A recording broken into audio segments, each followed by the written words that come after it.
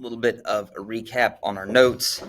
We left off with England, and remember, we pointed out that there were lots of commonalities between the way the Dutch had gotten into the empire game and the way the English had done it. Really, the only difference is the focus. The Dutch were able to dominate the Indian Ocean area, a much larger area. The English initially had to focus on the smaller area, but still large, area of India. We then shifted to talk about their colonization in North America, which, as we saw, started out with Jamestown, Virginia in 1606. To keep track of our timelines, Columbus makes his first voyage in 1492. So we are well past 100 years after that voyage. The English were inspired or jealous of the Spanish. They wanted to find gold. The English had been quite good at using their privateers, which are simply pirates with government blessing, to steal Spanish gold, but the English wanted to be able to find their own, not have to continue to steal it from the Spanish. Which unfortunately for the settlers of Jamestown meant that they focused almost totally on searching for gold, and they did not plant crops, which meant when the winter came, they did not have food. They started to starve, and as they were weakened by starvation, they started to get disease. They also fought with natives. That is one of the several things depicted in the pretty historically inaccurate Disney cartoon Pocahontas. And I only put that up there just to give you some kind of context that you might have had experience with as a child. The result of starvation, disease, and fighting was that by 1610, just 4 years later, 9 in every 10 settlers in Jamestown is dead. But Jamestown did continue to exist. Eventually, they got on their feet, turned it into a stable colony. And the reason we talk about it today is that it became the first permanent English settlement in North America, despite that rocky start.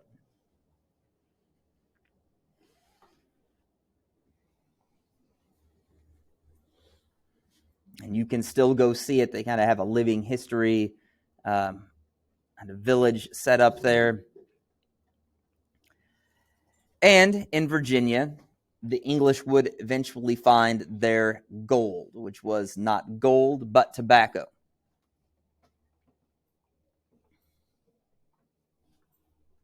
The King of England at the time hated tobacco. He was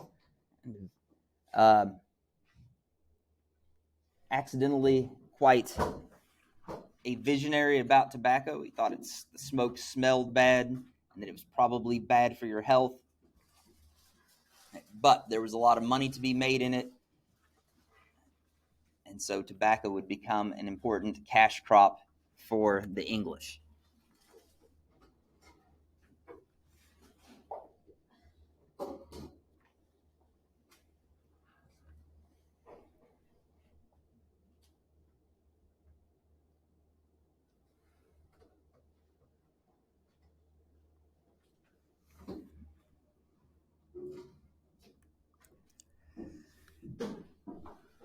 Not all of the English that came here were motivated by gold, right? Whether we're talking about actual gold or tobacco.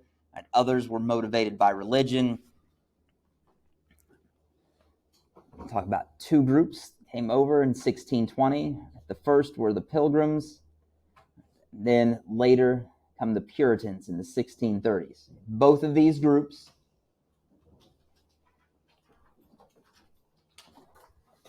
claimed to have come here for religious freedom.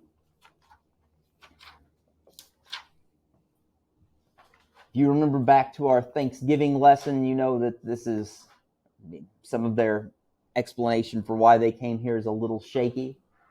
They'd actually, in case of the groups, had been able to find some religious freedom, especially those that were in the Netherlands before they came here. But yeah, that's their advertised reason for coming.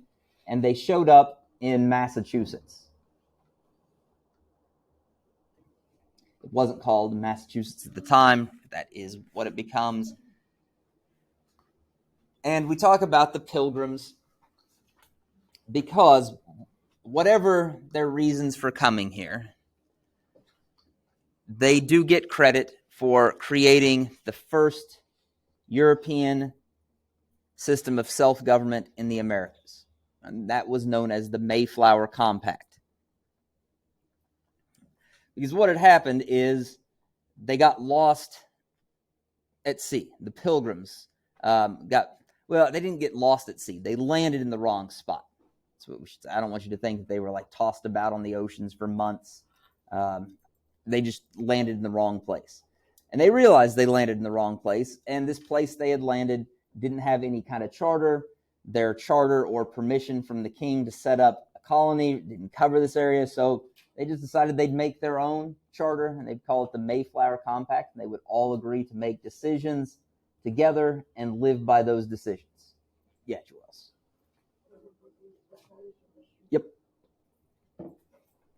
Now, Mayflower Compact is another one of those things that's going to be a part of your government class. Hope you will be able to take in your junior year. And it is in your government class because it was the first European system of self-government in the Americas. Now we've introduced the English. We know that they are setting up settlements like Jamestown and the colony in Massachusetts. And as I pointed out yesterday, it's going to be important that the Dutch are not able to get many settlers to actually come to the Americas. Before we talk about the Americas, though, I need to point out that the Dutch, as we saw, were the dominant force in the Indian Ocean, and they were able to push the English out of the East Indies. And the East Indies are here. Without the bigger map, it can be a little harder to see, but from our geography lessons, we know that we've got Malaysia, then Indonesia around here, and that's the East Indies area. And the Dutch pushed the English out. That's why what becomes Indonesia is a Dutch colony for a very long time. Until World War II. And this meant, again, that the English focused on India. Now, that's the story in Asia. In the Americas, things are different. In the Americas, the English take away the New Netherlands colony from the Dutch. And they do this peacefully. Partly because, remember, the Dutch are primarily motivated by gold and glory, but when it comes right down to it, they're mostly interested in gold. And as long as they can continue to trade with the English, losing New Netherlands isn't that big a deal. So they give it up without a fight, at which point the English rename it New York after the Duke of York.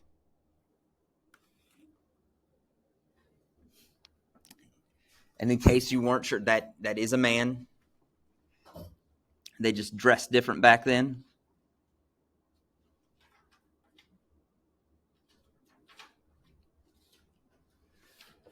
And part of the story there is the English, when they settle, more English want to come to the Americas than was the case for the Dutch.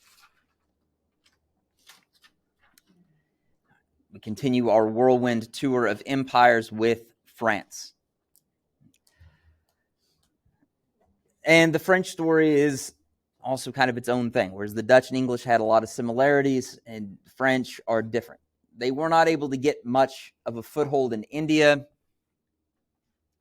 For one thing, there's already a lot of competition in Asia. The Portuguese, the Dutch, the English, they were able to more successfully set themselves up in North America. And they would have colonies or territory in North America from 1535 until 1803. And it was huge. This area is New France. It includes all of this big area here is what will eventually be the Louisiana Purchase. Our state is part of that Louisiana Purchase territory that the French sold to the United States government in 1803. That was the last of the French territory. In continental North America, So unlike the Dutch, they have a huge territory, but like the Dutch, they focus on the fur trade where there's a lot of money to be made, but not a lot of people want to settle. Partly because if you're talking about here, where, well, really, I mean, anywhere across this, it's cold and often very harsh, and not a lot of people want to live there.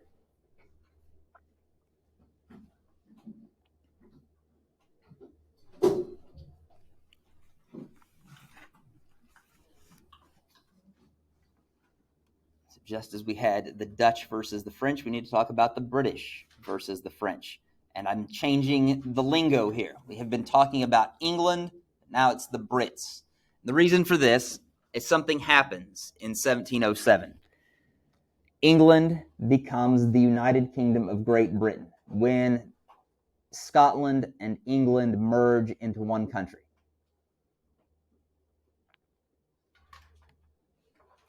And so from now on, we'll talk about the UK or Great Britain. And as I said, as we talked about the Dutch and the French, it is important that not many Dutch or French people want to settle in French territory. The colonial population from the United Kingdom is much, much larger. So we have Spanish lands here, which include a lot of people, right? But a lot of these are conquered peoples, and we're not as concerned with the Spanish because we're talking about British and French rivalry. So let's compare those. In the 13 colonies that become the first 13 United States, there are 250,000 people. In all of this much larger New France territory, there's about 15,000 people. Not surprisingly, the UK colonials wanted to expand their territory. They wanted more land. They've got tons more people. They want more space. And so there is a dispute between the French and the British over the Ohio River Valley.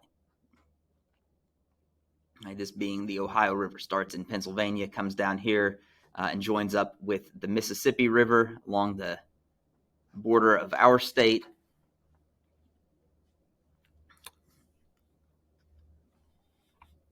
So that is the area of dispute.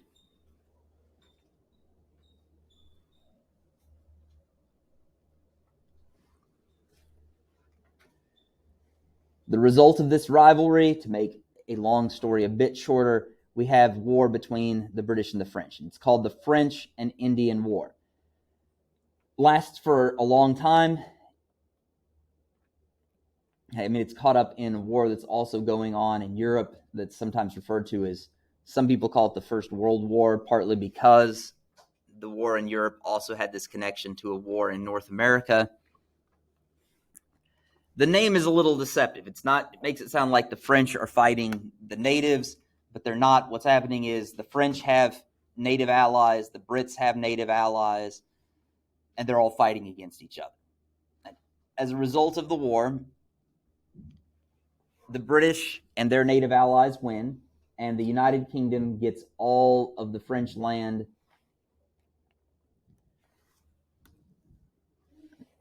as a result. And what that animated map is showing us is just kind of how things progress over time.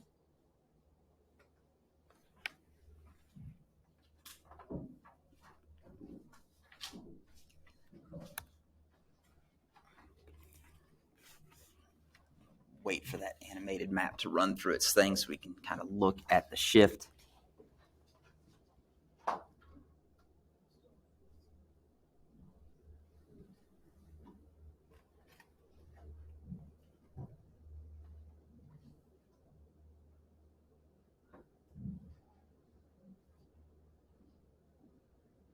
Okay, so there we can see and that shift. We have French land, and this map is different. So when I say they get all of the French land, they get all of that contested French land. In the Ohio River Valley, lots of Canada.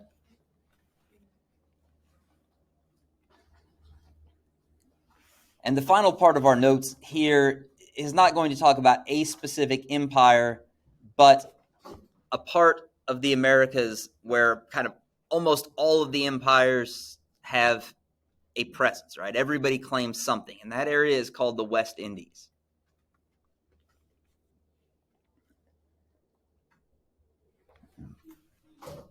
We have larger islands.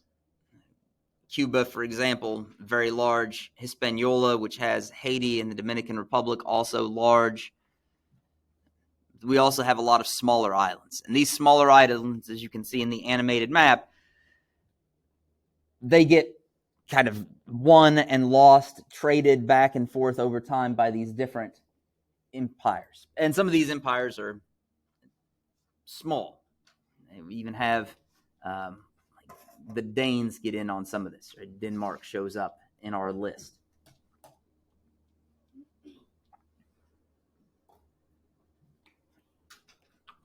But I talk about this region of the world because to understand what's going on there,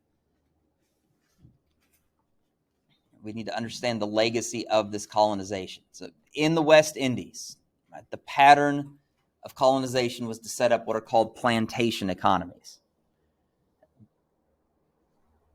You've probably heard of plantation economies before when in elementary school or maybe middle school you learned about the cotton plantations or tobacco plantations in the American South.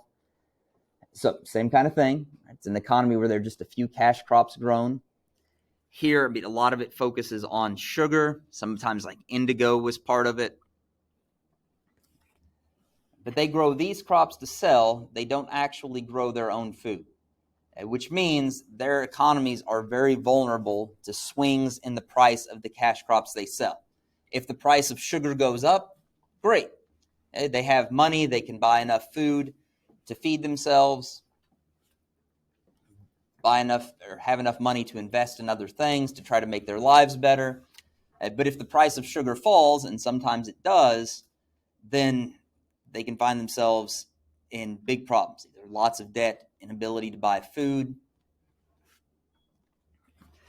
And so they've had a lot of economic problems. Haiti is kind of the most visible example of this. Theirs aren't just plantation economy. The French really kind of messed with the Haitians.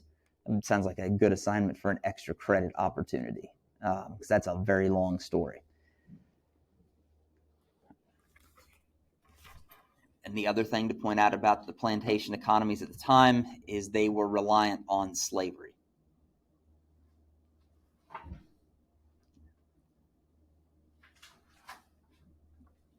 So lots of economic problems from this, but at the time they generated tons and tons of money for the imperial powers. Matter of fact, one of the reasons the Brits were willing to give up fighting the American colonists to keep us from gaining our independence was that they were making more money in the West Indies.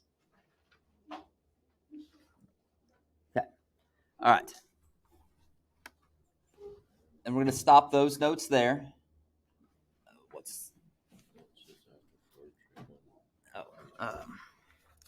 Not settlers. Or not, I guess, yeah, not settlers. Like the Dutch.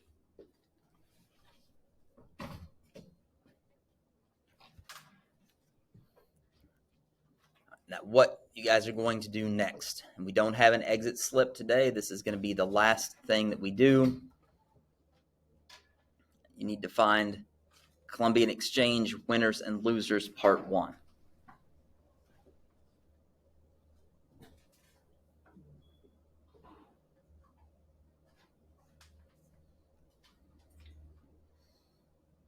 And I should say the only reason you guys don't have an exit slip is we lose time for attendance. Right? So when your fourth hour or other classmates talk about having an exit slip, that's the reason that you guys don't always have one when other classes do. This assignment is going to be due at the end of the day, so our deadline's a little different, the 17th or the 19th, not at the start of a school day. This work, like everything else in our notebook so far, is going to be graded later when I collect notebooks. And this builds on what we have been doing. Okay, to this point, you have already examined things that went from the old world to the new, from the new world to the old. And you started learning about the consequences of those transfers of things like tobacco, diseases, livestock, honeybees.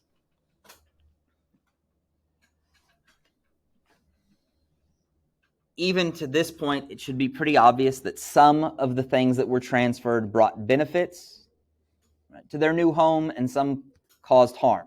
Diseases caused harm. Honeybees, kind of a mixed bag of harm and good.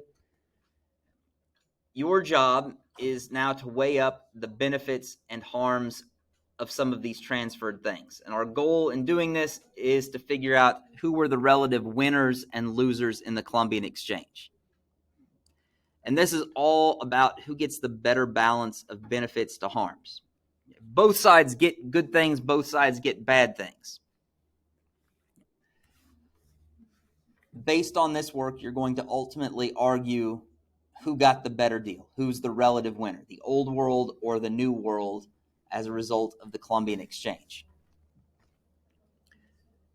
This relatively small assignment is all about identifying beneficial and harmful things that were exchanged in the Columbian Exchange. You can work alone on this. You may also work with the classmates at your assigned group of desks. Those of you who are sitting by yourselves can find another group of desks to work with.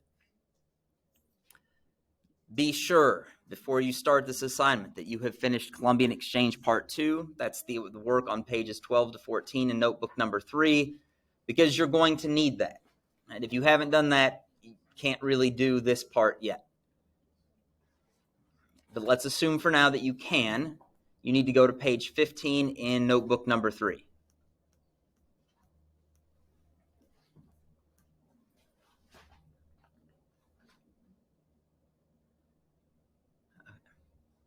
That actually should be filled in. Apparently, I meant to come back and do that before I printed the notebook. 12 through 14. To fill in the blanks in this assignment. All of this matches up to your work on pages 13 and 14 specifically. For example, right, the honeybee goes here.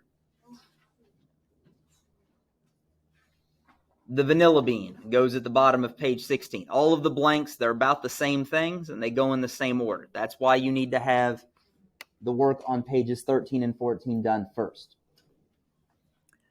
After you've filled in all of the blanks using your work on pages 13 and 14, sorry, Jackson,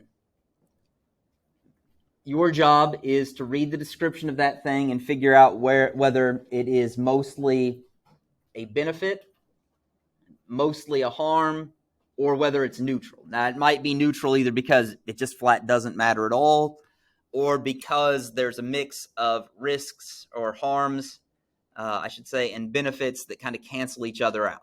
And that may be, for example, what you decide about honeybees. Right? They cause harm to ecosystems, but they also help us produce food and give us honey to eat. So you might decide that they're neutral. Some of those are up to you. Some of them are going to be more clear-cut. Right? The diseases that killed 80 to 95% of indigenous people,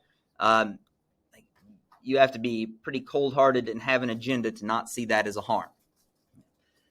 But this is all you're doing. Once you fill in those blanks, just figure out whether the thing is a benefit, a harm, or neutral. You have the remainder of this class period to work on it. Remember, it for most of you is due at the end of the day tomorrow, at 11:59 p.m. tomorrow. All right, please get to work. Please work with partners. It's going to make the work go faster. It's going to make it easier. It's more likely that you'll get good answers. Okay, any questions? Okay, I'm going to turn you loose to work.